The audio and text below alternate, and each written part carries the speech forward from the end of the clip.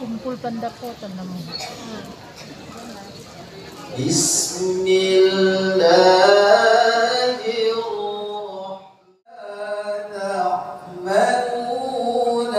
khabir.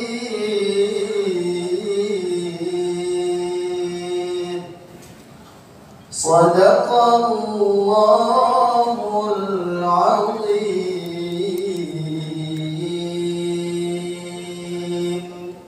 Assalamualaikum warahmatullahi wabarakatuh.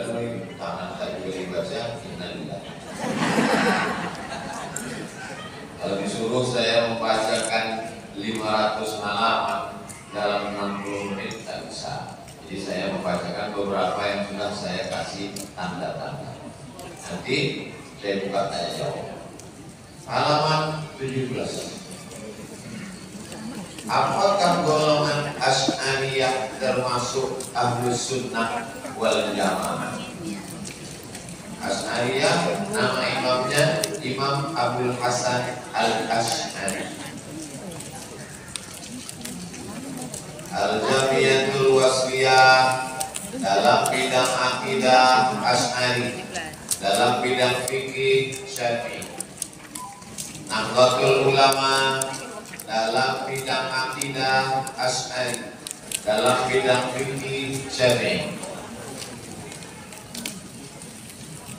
Persatuan Tarbiyah Islamiyah dalam bidang akidah Asy'ari wal amal bidang. Rupanya sekarang alumni dari luar negeri pulang ke Tanjung Balai untuk membangun Tanjung Balai Asal. Halaman 23. Apa makna salaf? Salaf artinya orang yang hidup 3 abad pertama, abad ke-1, abad kedua, abad ketiga sejak Nabi Muhammad SAW. Maka orang yang hidup di 3 abad pertama ini disebut dengan salaf. Bukan obat gatal-gatal, itu saleh. Salaf. Yang hidup di 3 abad pertama ini namanya salaf. Sedangkan abad ke-4, ke-5, ke-6 sampai sekarang abad ke-15 namanya khalaf. 3 abad pertama namanya salaf. 4 sampai ke-15 sekarang namanya khalaf. Jadi kalau ada orang nanti di Tanjung Balai mengatakan, kalian kalau mengajilah sama ustadz salaf, berarti ustadz kau itu hantu. Masa dia hidup sampai sekarang? Yang betul itu adalah kita pengikut salaf. Yang kita ikut Imam Syafi'i. Imam Syafi'i itu salaf atau tidak salaf? Dari mana itu tahu? Imam Syafi'i meninggal tahun 204. 204 itu masuk tak 3 abad? Masuk. Yang kita ikut adalah Sahih Bukhari. Imam Bukhari meninggal 256. 256 itu masuk tak 3 abad pertama? Masuk. Dari mana hadis yang Ustaz bacakan tadi? Sahih Muslim. Imam Muslim meninggal 261. 261 masuk tak? Masuk. Jadi yang betul adalah kita pengikut salaf, tapi kita bukan orang salaf. Kita orang coba ya. Banyak sekarang orang mengaku salaf. Yang ikut pengajian Abdul Somad itu tak salah. Jadi kalau aku salah, berapa kau lagi? Kalau 3 abad pertama baru salah. Yang betul adalah kita berhasad, dengki, usuati, iri, dendam, kesumat. Menengok gelang kawan lebih besar, demam. Menengok kawan ganti mobil baru, naik darah tinggi. Menengok kawan rumah baru, kuman jantung koroner. Maka orang yang bertasawuf hatinya bersih. Dalilnya dari Quran, ada aflaha man tazakka. Beruntunglah orang yang mensucikan hati. Setelah dia sucikan hatinya, wa dzakara asma rabbih fasalla, barulah dia berpikir. Sucikan hati. Setelah suci hati berzikir, afdhalu dzikri fa'lam annahu la ilaha illallah. Jadi kalau ada orang katakan tasawuf itu sesat, tahu bahwa banyak apa itu tasawuf? Tak tahu, pokoknya sesat. Tanya dulu di mana letak sesatnya. Jamaah tabligh itu sesat. Di mana sesatnya? Karena dia berjenggot. Kalau orang Muslim berjenggot sesat, tapi Muhammad berjenggot. Kalau gitu Nabi sesat. Karena dia bersorban, Nabi bersorban.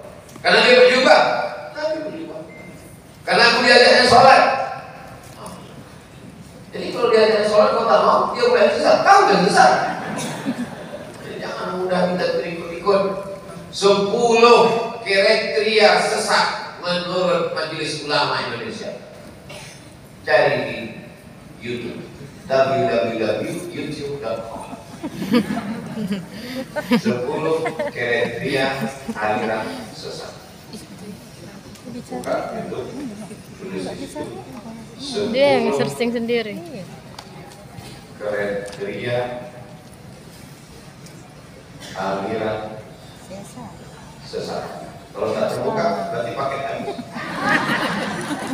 10 kriteria aliran sesat.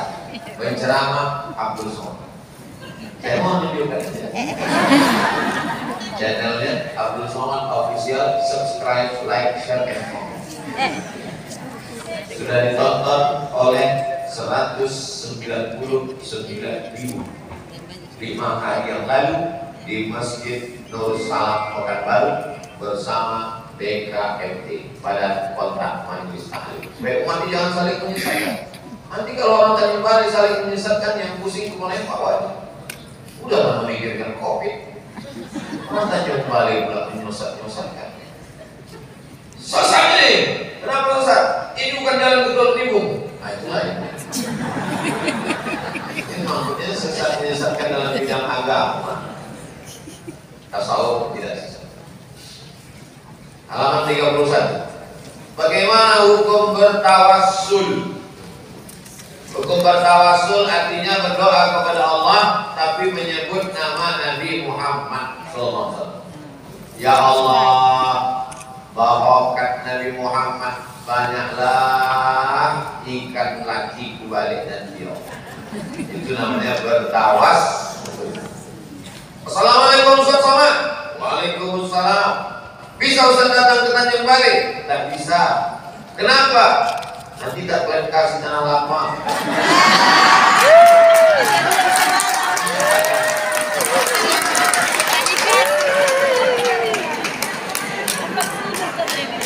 Allah ada orang yang paling handphone.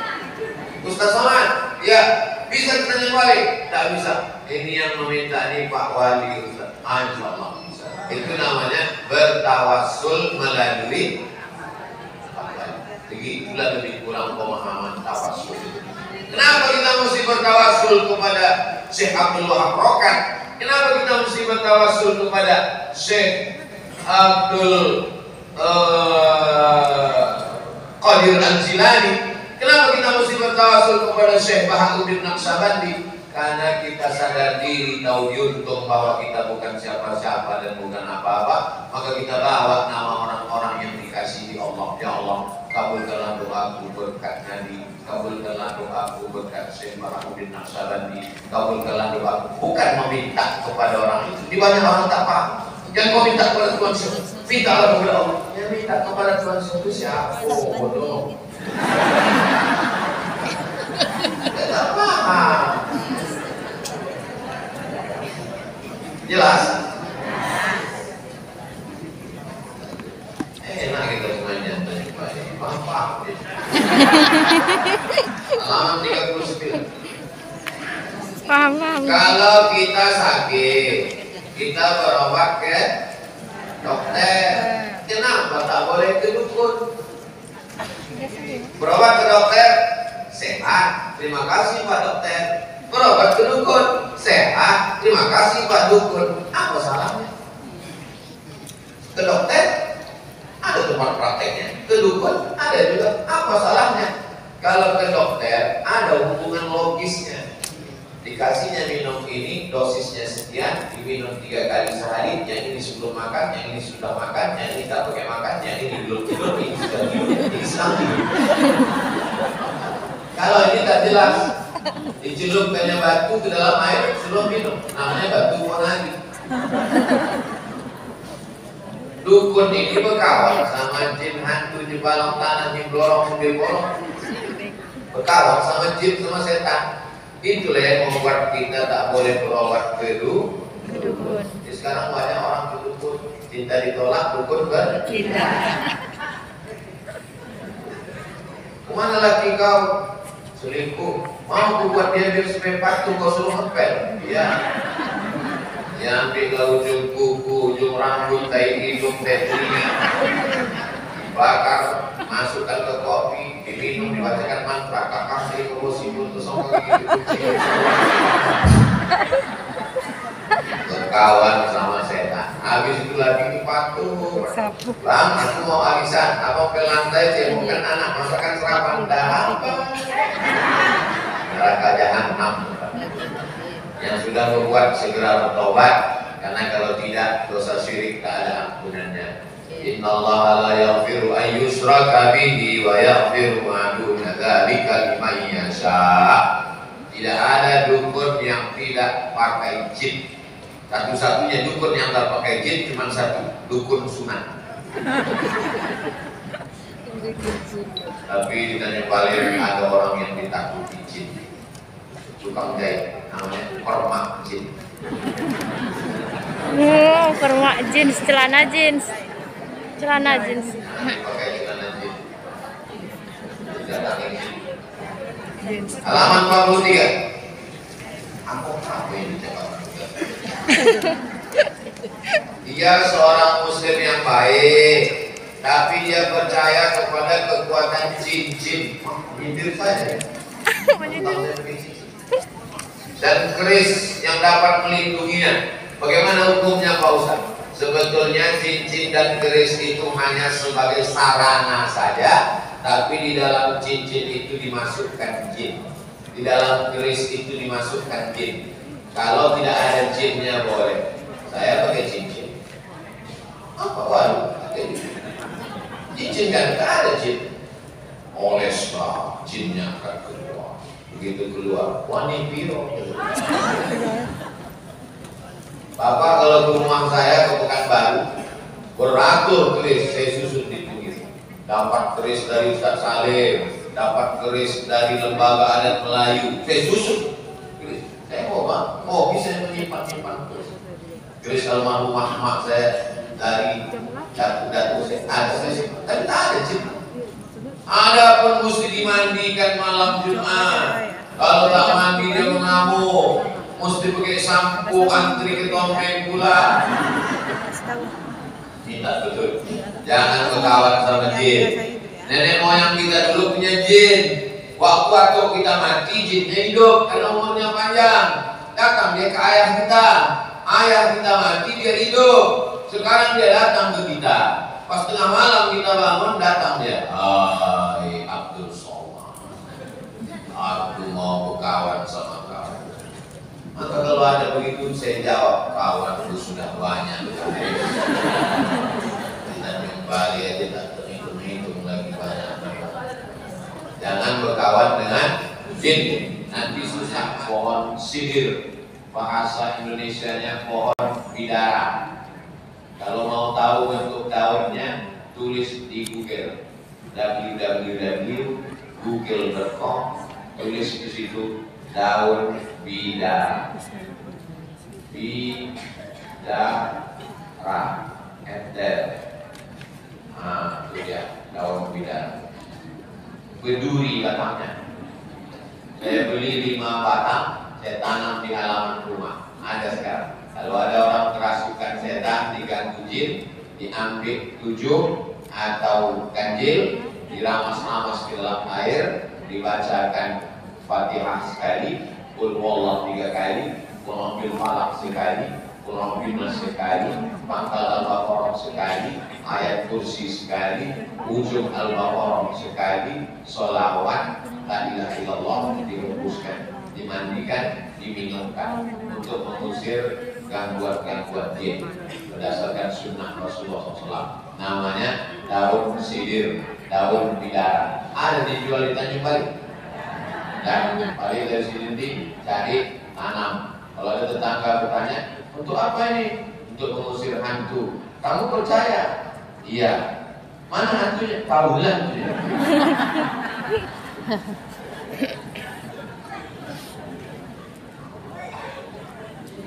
Batu itu. Halaman 68. Apa untuk membaca bismillah dalam WC? Kalau di dalam kamar mandi itu ada WC-nya, tak boleh di dalam itu membaca nama Allah. Allahu Akbar, Allahu Akbar. Boleh tak di dalam itu kita ucapkan Allahu Akbar? Kalau di dalamnya tak ada WC, cuman bak aja, cuman bak sama shower sama keran, boleh. Bismillah. Nawaitu Rabb al-hadasi al-aswari istibahati sholati fardu alayya lillah ta'ala. Tapi kalau di dalam kamar pribadi kita ada kamar mandinya. Kecil, maka tak boleh menyebut nama. Nggak apa-apa kan kalau Jadi kamar kalau mau pribadi. berwudu gimana Pak? Dalam hati. Kita sholatnya di kamar. Iya kan?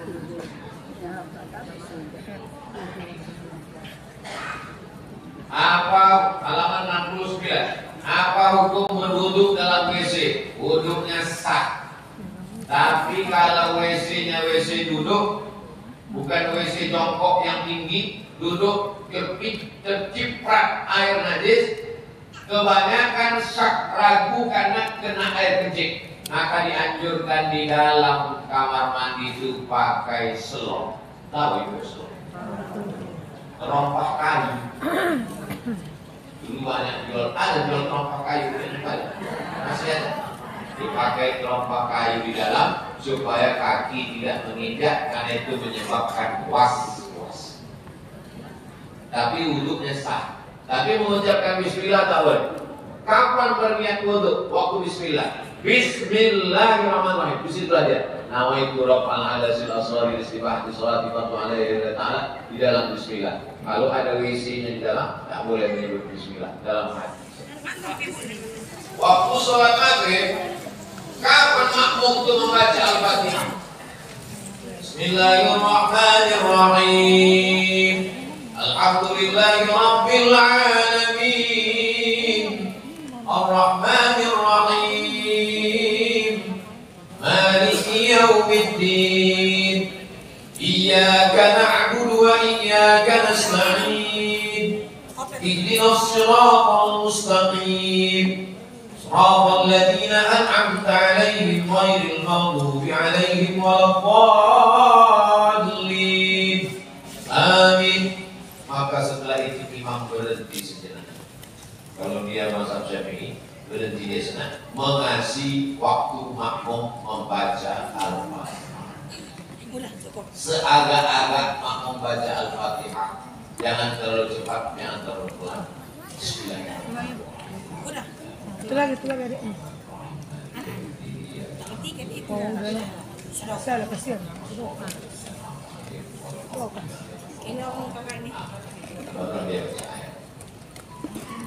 Jadi kalau imam itu tidak pun mengasih waktu, tetap juga baca. Jadi baca Al-Fatihah setelah imam membaca Al-Fatihah. Ada pula ustaz berceramah, kalau kalian sudah jadi makmum, tak perlu membaca Al-Fatihah, karena bacaan si imam sudah menanggung bacaan makmum. Berarti mazhabnya Hanafi. Ada pula ustaz berceramah, kalau imamnya bacaannya jahar, maghrib, isya, subuh, sholat jumat, sholat tarawih, sholat witir, maka makmum tak perlu membaca.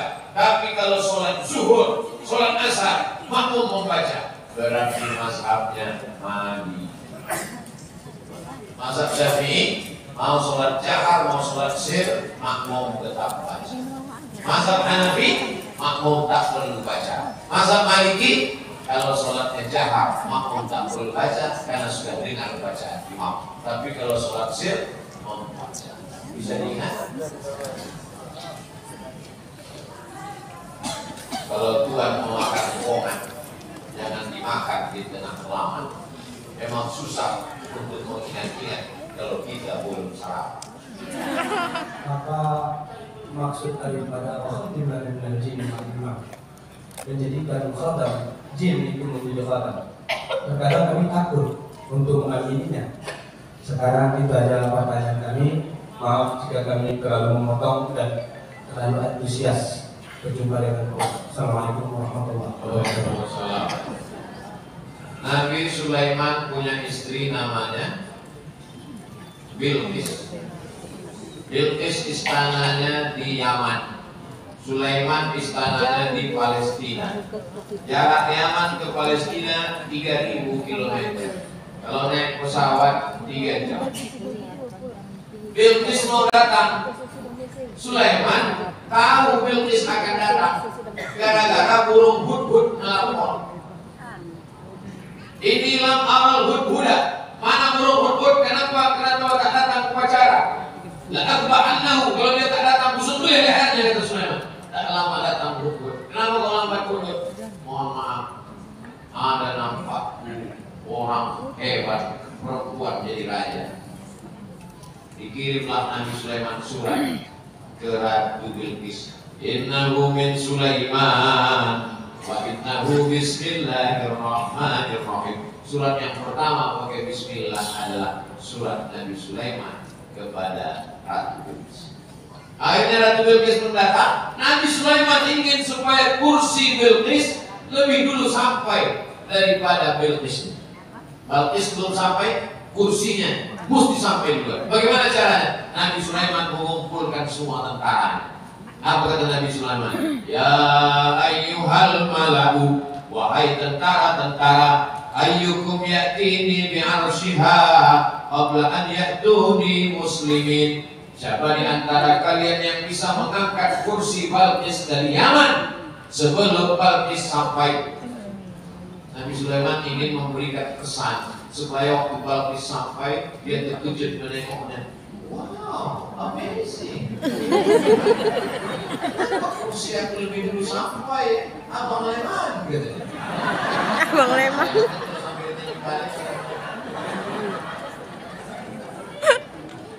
Lalu kemudian Nabi Sulaiman bertanya, siapa di antara kalian yang bisa membawa kursi Bilqis? Wa qala ifritum minal jin, berkatalah jin Ifrit. Jin Ifrit itu Islam apa Islam? Islam. Jadi kalau ada imam masjid berdoa, wa qaddim lana minal jinni ma'al iman, kasihlah kami jin Ifrit macam Sulaiman punya pembantu jin Islam. Tapi saya tak pernah memakai doa itu sekali. Takut saya dia datang. Lompatlah berkawan saya sama jin Ifrit. Apa tak habis kursi Pak Wali? Berpihak ke dia semua. Kalau saya berkawan sama jin takut saya jadi jahat. Maka tak pernah saya berdoa. Kalau ada imam berdoa, wa qaddim lana ma'al jinni ma'al iman, saya bilang kau aja lah Pak Imam. Itulah asal muasal orang berdoa minta berkawan sama jin. Andai itu, andai datanglah jin. Gara-gara ibu selalu berdoa.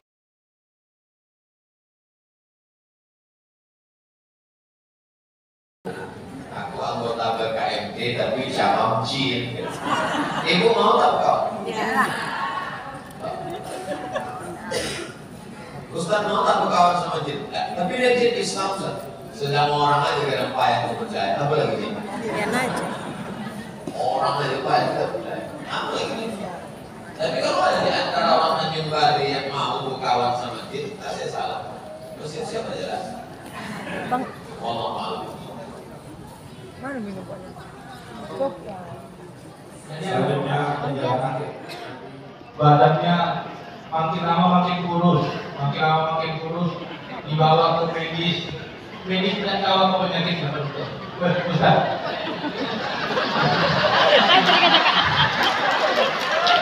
Dibawa ke medis, akan sampai kembali. Badannya habis terus. Enggak, dia bilang Pak Ustadz apa, panggil Pak Ustadz apa, dipanggil tadi orang ketawa. Itu tadi, Pak. Yang pertanyaan, begitu dibuat obat yang disarankan itu pakai ada kain warna-warni, ada syarat-syarat macam tadi dulu Ustaz. Sehat. Bagaimana mau dibilang? Assalamualaikum warahmatullahi wabarakatuh. Tunggu jauh-jauh. Jadi di Mesir itu ada sungai namanya Sungai Nil. Sungai Nil kalau airnya tak naik maka gandum tak tumbuh, orang Mesir mati karena dia makan gandum. Lalu kemudian tradisi orang Mesir dibuat rakit, didudukkan anak gadis di situ pakai baju cantik, dipanggilkan ke sungai. Gubernur Mesir waktu itu namanya Amr bin As. Kata Amr bin As, tak boleh membunuh anak gadis, menghanyutkan ke sungai Nil. Kata orang Mesir, kalau tak kita hanyutkan anak gadis ini, air sungai Nil tak naik dan nanti kita akan mati. Jadi saya tanya, di Mesir ada tak waktu? Tidak ada. Cuma selera jin Mesir lebih tinggi.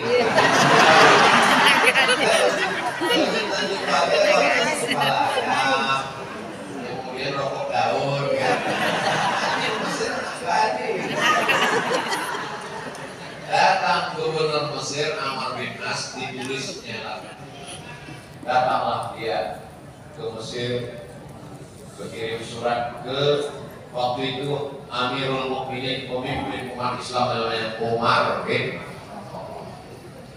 Khattab menulis surat, ya Nahran Nil, wahai sungai Nil, min Abdillah, dari hamba Allah Umar bin Khattab. In kunta tajri min qibalillah fajri, kalau kau mengalir karena Allah, mengalirlah. Wa in kunta tajri min qibali nafsik, kalau kau mengalir karena dirimu, fala tajri, tak usah kau mengalir sampai hari kiamat. Dimasukkan ke amplop, dikirim ke gubernur Mesir Amr bin As. Amr bin As penasaran, disuruh campakkan sungai ke sungai. Amr bin As penasaran, apa isinya? Ini kamu ditengok. Wahai sungai Nil, dimasukkan ke dicampakkan itu sungai Nil, tak dihanyutkan mereka anak gadis, naik air sungai Nil 16 meter. Takut jin sungai Nil itu kepada Umar bin. Jadi yang kena kuah tadi coba kirim surat.